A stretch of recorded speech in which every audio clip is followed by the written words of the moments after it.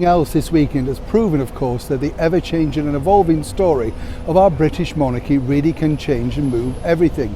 As we often saw, and it was a really nice sight to see whichever way you look at it, the brothers reunited, while of course the wives may have kept their distance. Seemingly for now, it's a bit of, shall we say, cordiality within the British monarchy. But now as ever there's another problem looming, and as ever it features the royal, sometimes known as the Duchess of Sussex. But what is it? And as ever, let me explain. Hi, good morning, Neil Sean here in the very heart of a busy London today. Yes, that's right, behind me is the beautiful Tower of London, the scene of much skullduggery. If you look at the history books, it's all gone on here, you know. For many, it was the very final meeting place, the resting place, the Tower of London. Its history is dripping, of course, with historical fact, sometimes fiction. But more importantly, we're told that if the ravens leave the tower, then that's the end of everything, quite literally, the monarchy and the rest of us. Thankfully, the ravens are still out and about with their beef eaters today. What a relief, eh? Back as ever though to your breaking royal story of the day. Now, as we know, Meghan Markle may have sort of, shall we say, made a return inside the British monarchy, albeit temporarily. But for some, you know, people were thrilled to see her back.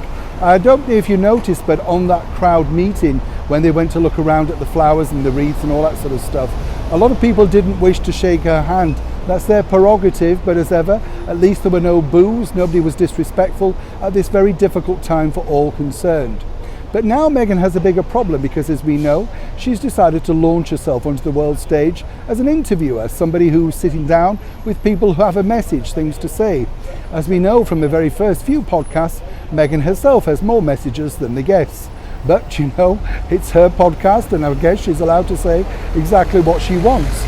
But now, we can tell you this first and exclusive, there's a lot of work going on behind the scenes of the remaining podcasts.